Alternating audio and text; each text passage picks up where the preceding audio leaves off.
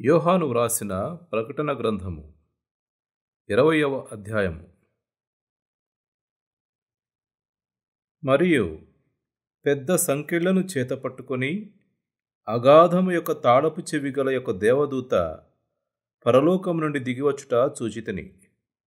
అతడు ఆది సర్పమును అనగా అపవాదియు సాతానును అను ఆ ఘట సర్పమును పట్టుకొని 1000 సంవత్సరములు వానిని బంధించి అగాధములో పడవేసి ఆ 1000 సంవత్సరములు గడుచు వరకు ఇక జనములను మోసపరుచుకున్నట్లు అగాధమును మూసి దానికి ముద్ర వేసెను.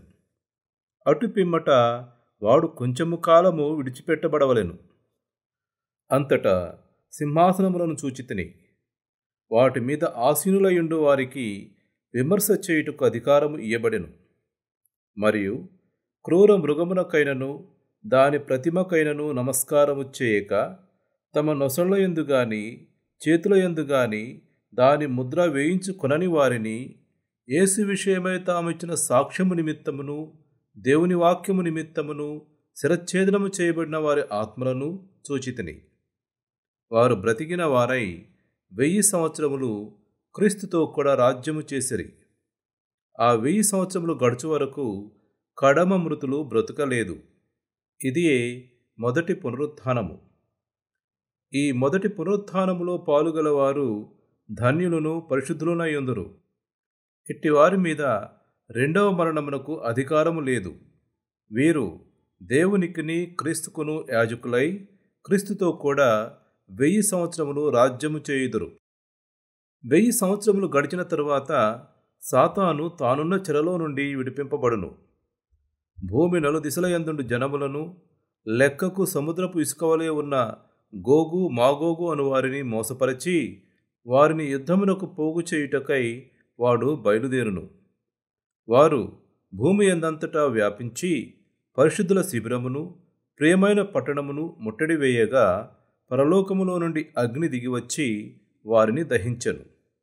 వారిని మోసపరిచిన అపవాది అగ్నిగంధకములు గల గుండములో పడవేయబడెను.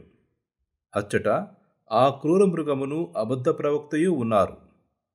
వారు యుగ యుగములు రాత్రింపగళ్ళు బాధింపబడుదురు. మరియు ధవళమైన మహాసింహాసనమును దానియందు ఆసీనుడైన యొకనిని చూచితిని. భూమ్యాకాశములు ఆయన సముఖము నుండి పారిపోయెను. వాటికి నిలువచోటు కనబడకపోయెను. మరియు గొప్పవారేమి కొద్దివారేమి మృతులైన వారందరూ ఆ సింహాసనం ఎదుట నిలువబడి ఉండుట చూచితిని.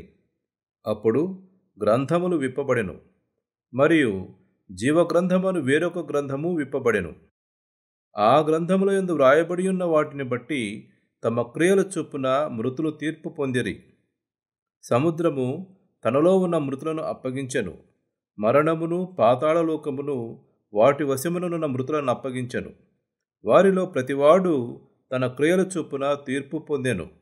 మరణమును మృతుల లోకమును అగ్నిగుండములో పడవేయబడెను. ఈ అగ్నిగుండము రెండవ మరణము. ఎవని పేరైనను జీవగ్రంథమందు వ్రాయబడినట్టు కనబడని ఎడల వాడు అగ్నిగుండములో పడవేయబడెను. ఇంతటితో 20వ అధ్యాయ పఠనం సమాప్తం.